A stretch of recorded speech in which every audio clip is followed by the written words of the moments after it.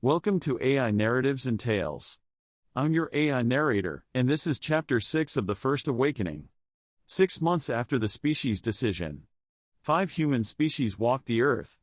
The immortals chose to enhance only one, Homo sapiens, condemning the others to extinction through competitive displacement. Talia's unauthorized intervention triggered a cascade. Enhanced humans are developing faster than projected. Cognitive modifications are optimizing themselves across generations. Capabilities are emerging that exceed design parameters: perfect memory, precognitive abilities, superhuman reflexes. The immortals are scattered across the globe, monitoring populations, documenting changes, trying to understand what they've created. But scattered observation isn't enough. They need coordination. They need real-time communication across continents. They need to know what's happening everywhere, simultaneously. Today, they build the infrastructure that will enable them to guide, or at least witness, the transformation of an entire world. Atop Uluru in the Australian outback, Nyx activates the first node in a quantum communication network. 12 immortal observers, positioned at sacred sites across the globe, are about to discover that their enhanced humans aren't just developing beyond projections. They're coordinating their own evolution. Without technology. Without immortal guidance. Using nothing but enhanced cognition and Stone Age trade routes. The Watchers are being watched. And they don't know it yet. Let's begin. Chapter 6, The Watchers Network. 44,500 BCE, 6 months after the species decision. The vote had been taken. The choice had been made. 5 species had entered the age of immortal intervention, and only one would survive. In the 6 months since the Council's decision, the immortals had tried to process what they'd done. Some, like Prometheus and Sophia, threw themselves into their work with renewed purpose, determined to ensure that the species they'd chosen to save would justify the sacrifice of its cousins. Others, like Erebus and Ether, retreated into documentation and observation, bearing witness to the slow mathematics of extinction they'd enabled. Talia had spent those months visiting Neanderthal communities across Europe, Denisovan populations in the high mountains, the last remnants of Floresiensis on their shrinking islands. She documented everything with the obsessive precision of a healer trying to understand a disease she'd inadvertently caused. Each individual she observed, each piece of knowledge she recorded, felt like a small act of penance for the genocide she'd enabled through her successful intervention. But documentation alone wouldn't prevent the extinction they'd set in motion. The enhanced humans continued spreading, with their advantages compounding with each generation and their competition with other hominins intensifying as populations expanded. If the immortals were going to guide this process, if they were going to bear responsibility for the choice they'd made, they needed better coordination. They needed a network. Kronos had proposed it first, his organizational mind recognizing that scattered individual efforts were insufficient for managing planetary-scale intervention. Zephyrus had designed the infrastructure, his architectural genius creating a system that could coordinate immortal activities across impossible distances. Nyx had implemented the quantum communications technology, adapting their refugee fleet systems for permanent planetary installation. Now, 6 months after choosing which species would inherit Earth, the immortals were building the framework that would let them manage the consequences of that choice. The age of scattered guidance was ending. The age of coordinated oversight was beginning.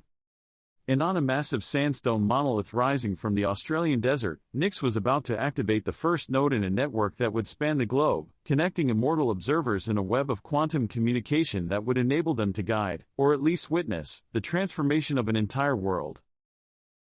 The Sacred Stone.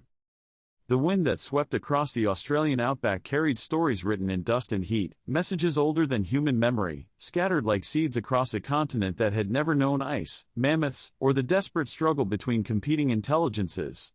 Nyx stood atop Uluru, the massive sandstone monolith that rose from the desert like a sleeping giant's dream made manifest in red stone and sacred silence.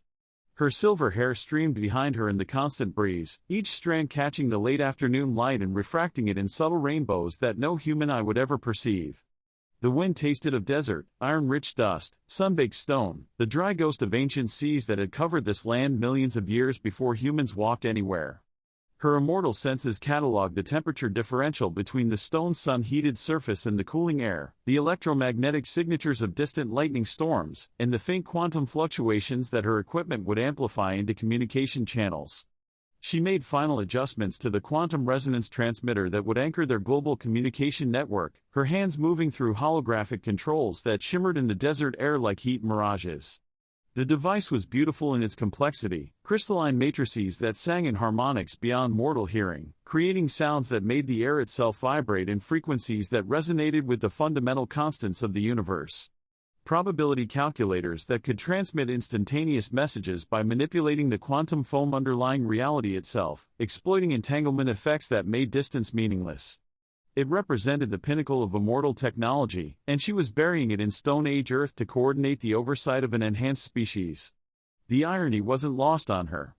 They had fled their dying civilization, carrying technology that could reshape worlds, manipulate stars, and traverse galaxies. Now they were using it to watch primitive humans learn to make better fires and sharper spears. It felt simultaneously like the most critical work she'd ever done and the most absurd waste of capabilities that had taken 20 million years to develop. Network initialization test, she spoke aloud, her words carried across continents by quantum tunneling effects that made distance meaningless. The transmission didn't travel through space, it simply appeared at its destination, quantum entanglement making the concept of between here and there irrelevant. Uluru primary node coming online. The response came instantaneously, not traveling but simply existing simultaneously at both locations.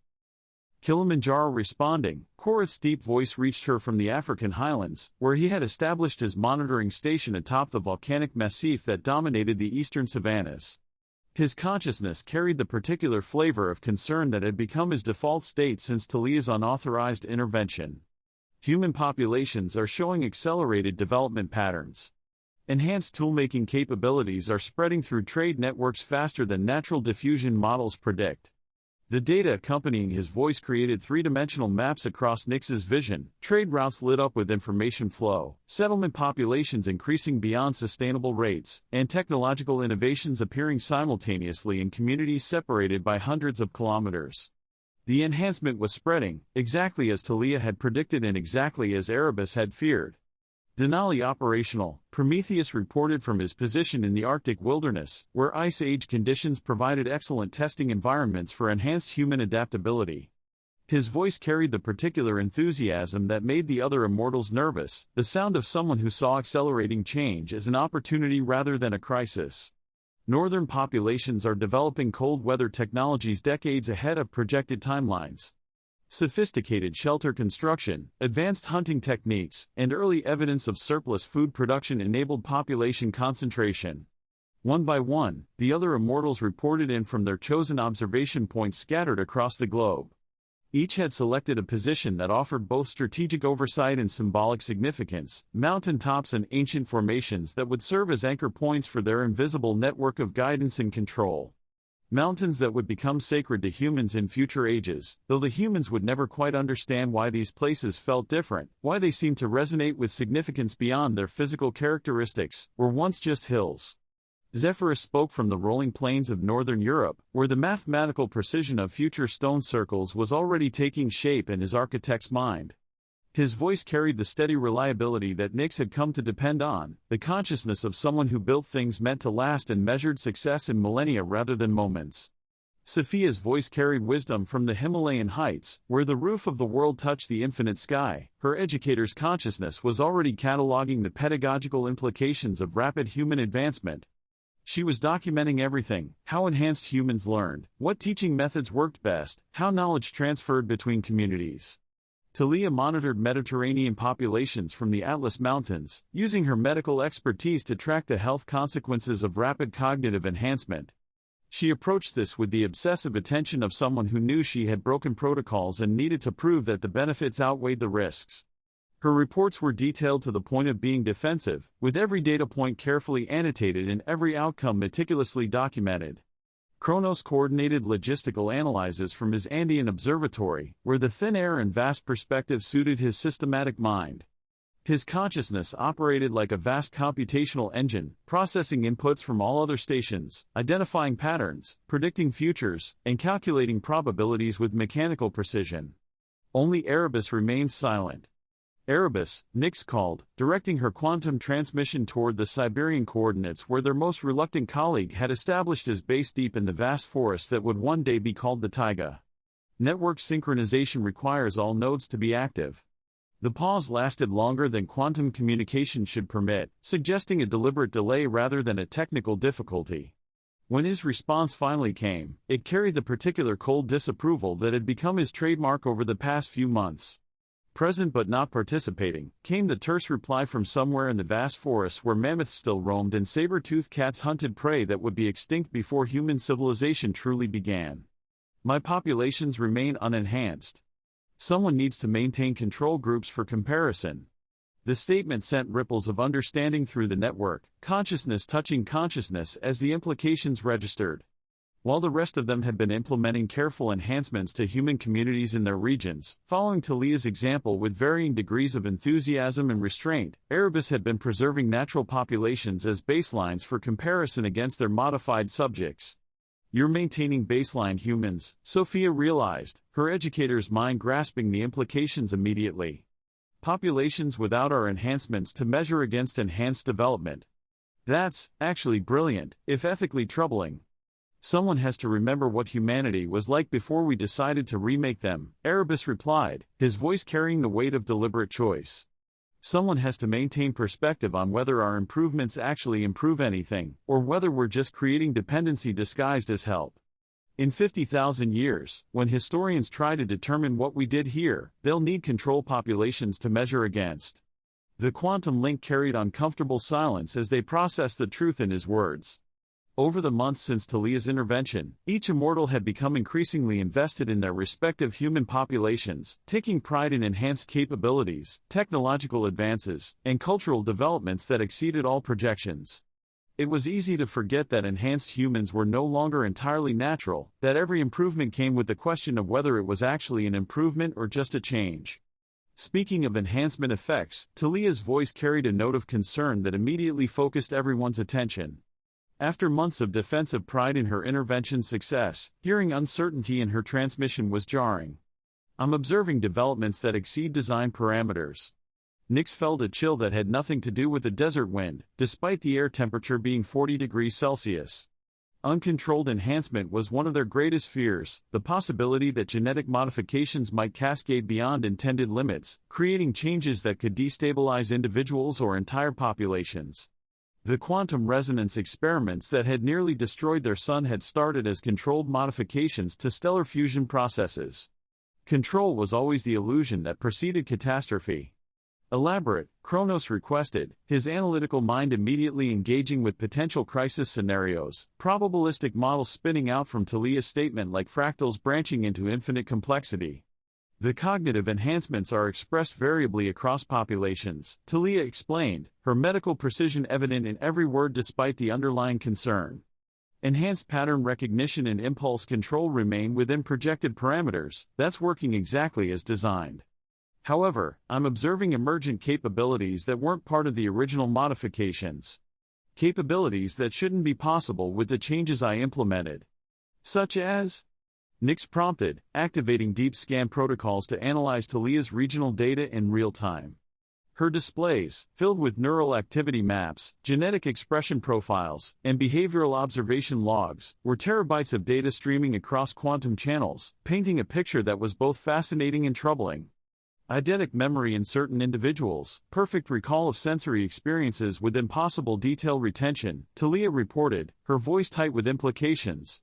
Not just good memory, but absolute recall. They can reproduce conversations verbatim from years ago, recreate visual scenes with photographic precision, and remember smells, textures, and tastes with full sensory fidelity. Reaction speeds approaching immortal baselines in others. I've observed hunters dodging predator attacks with reflexes that shouldn't be biologically possible, given neural conduction velocities and muscle response times. She paused, and the quantum link carried the weight of what she was about to say like pressure before a storm. Most concerning, several subjects show what can only be described as limited precognitive abilities. They're predicting events seconds before they occur, not guessing, but actually perceiving probability patterns and quantum fluctuations that give them a warning. One hunter consistently predicts where prey will move before the prey actually begins to move. A weather reader can forecast storms hours before any physical signs appear. A healer diagnoses illnesses before symptoms manifest. The network fell silent, except for the quiet hum of data transmission, as the implications registered. They had designed their enhancements to be subtle, stable, and sustainable across generations, minor improvements to cognitive architecture that would help humans adapt more successfully without fundamentally changing what they were. The emergence of dramatic superhuman capabilities suggested that their modifications were either inherently unstable or interacting with human genetics in ways they hadn't anticipated. Genetic stability analysis? Prometheus asked, his voice tight with implications he was already calculating. His mind worked faster than most immortals, seeing connections and consequences while others were still processing initial data. The base modifications remained stable, Talia reported, relief evident despite the concerning overall picture. The neural enhancements I implemented aren't degrading or mutating, they're expressing exactly as designed. But they appear to be optimizing. Each generation exhibits slight variations from parental genetics, improvements, refinements, and capabilities that surpass the original enhancement package.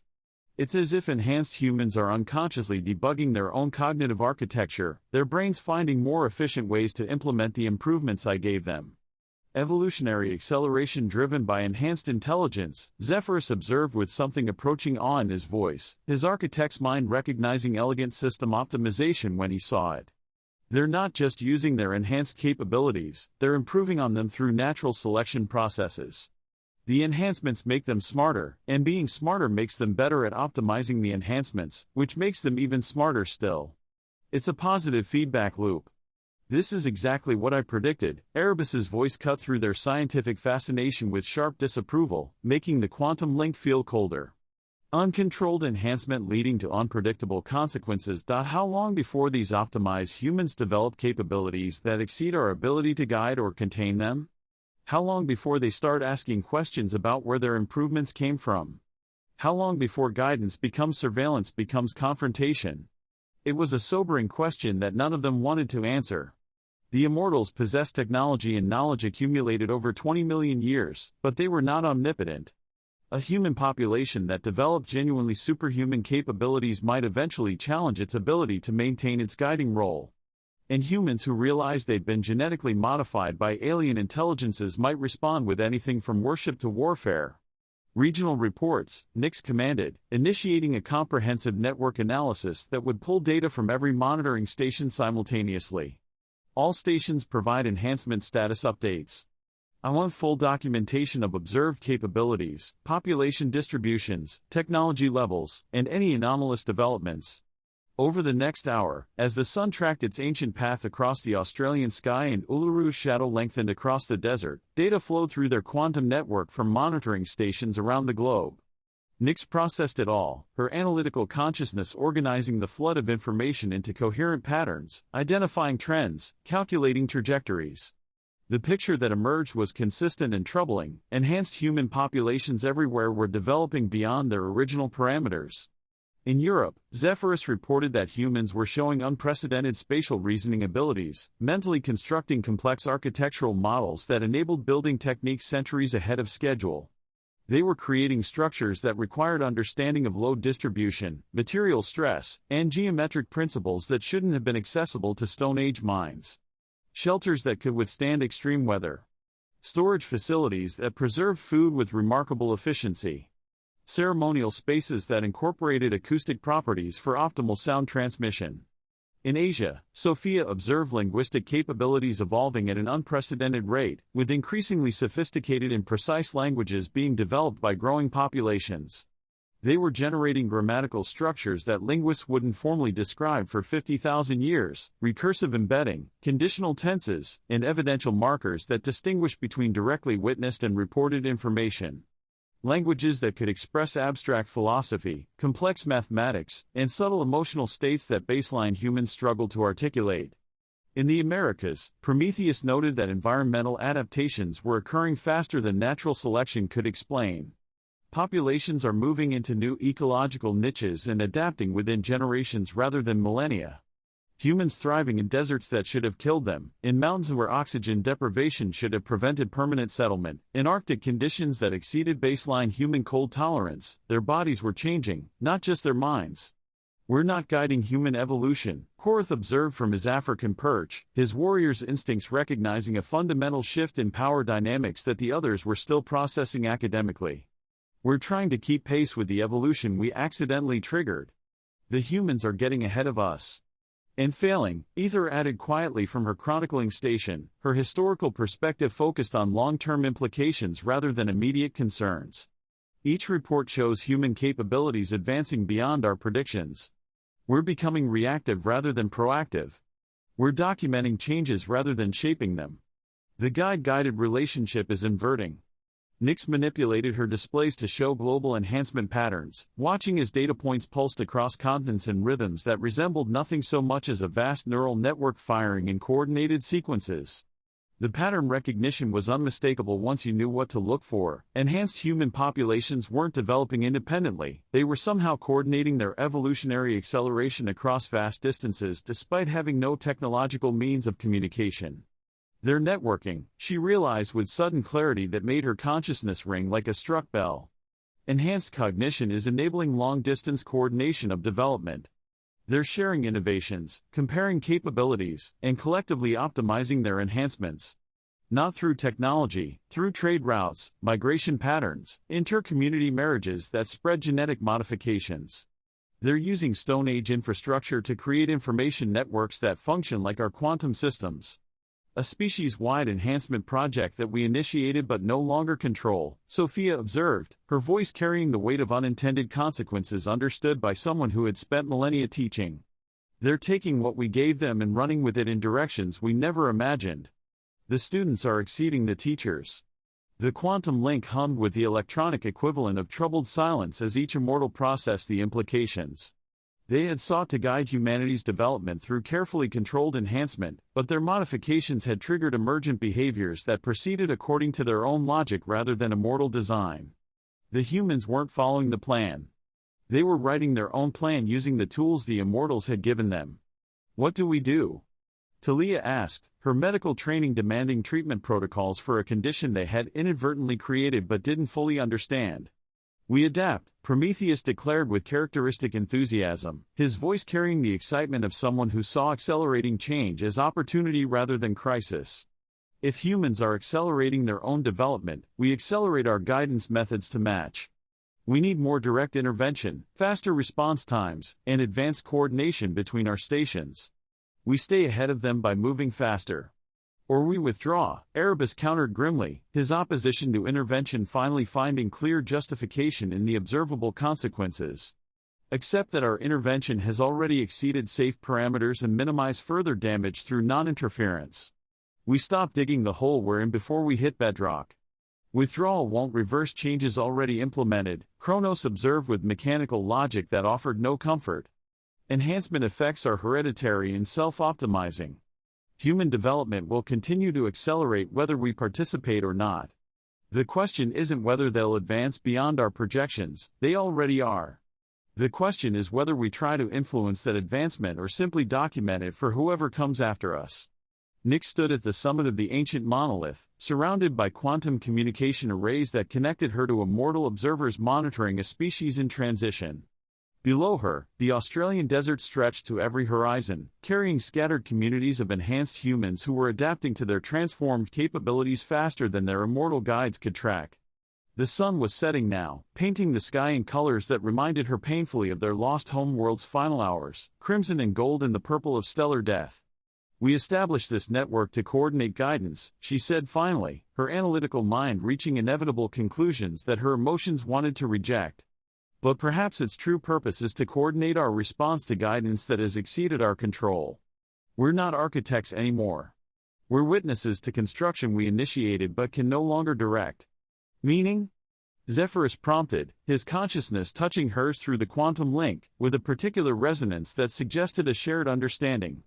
meaning we're no longer the architects of human development, Nix replied, watching data streams that pulsated with the rhythm of a species transforming itself at unprecedented rates. We're witnesses to development we initiated but can no longer direct. We're documentarians recording our own loss of control. We're guiding our students to exceed us. The thought should have been terrifying. They had fled the destruction of their own world partly because their technology had exceeded their wisdom, as their capabilities had outrun their ability to use them responsibly. Now they were watching another species follow a similar path, accelerated by immortal interventions that had triggered evolutionary changes beyond prediction or control. Instead of terror, though, Nix found herself filled with something approaching wonder.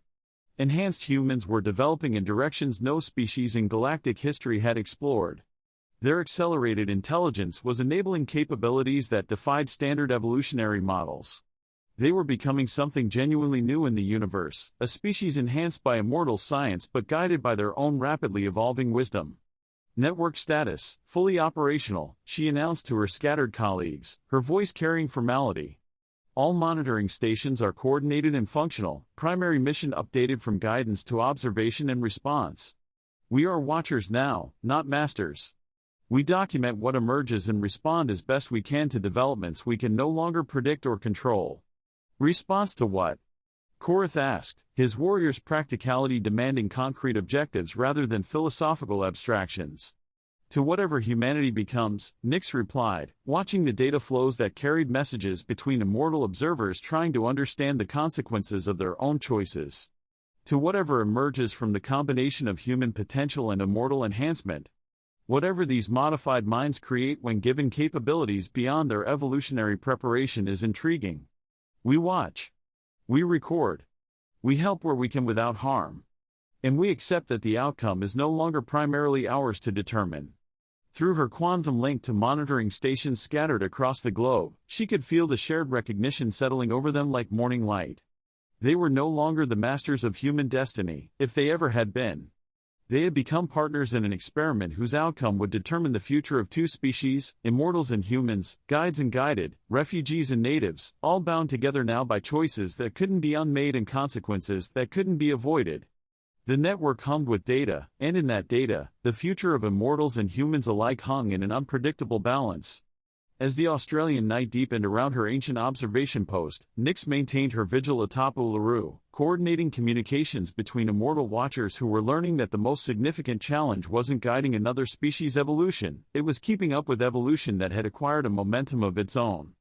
The stars emerged in the darkening sky, familiar constellations that had shone on their lost home world, now shining on this blue refuge where they tried to help and might have, instead, created something extraordinary, terrible, and utterly unprecedented. The watchers were being watched, although the humans didn't yet know they were being watched. The guides were being guided by consequences they'd initiated but couldn't control. The game had changed in ways none of them had anticipated. And somewhere in the gathering darkness, millions of enhanced human minds were dreaming dreams that would reshape the world, thinking thoughts that immortal intervention had made possible, becoming something new that was neither purely human nor purely immortal, but something else entirely, something that might transcend both, destroy both, or save both. The network hummed. The data flowed. The future approached with inevitable momentum. And 12 immortal refugees tried to understand what they'd helped create, knowing that understanding might come too late, that wisdom might follow rather than precede the changes they'd initiated, that the most critical work they'd ever done might also be the most dangerous. The age of guidance was ending. The age of response was beginning. And neither immortals nor humans could predict where it would lead. The network is operational. 12 immortal observers linked through quantum communication across 6 continents. Real-time coordination achieved. And the data flowing through that network reveals a terrifying truth. Enhanced humans aren't just using their improvements, they're improving the improvements. Each generation shows capabilities beyond the previous. Pattern recognition becomes precognition. Enhanced memory becomes perfect recall. Improved reflexes approach immortal baselines. They're optimizing their own cognitive architecture through mechanisms the immortals don't understand. Natural selection, accelerated by enhanced intelligence, creating a positive feedback loop that compounds with each generation. We're not guiding human evolution, Korath observes from his African monitoring station. We're trying to keep pace with evolution we accidentally triggered. Nix watches data pulse across continents in rhythms that resemble a vast neural network firing.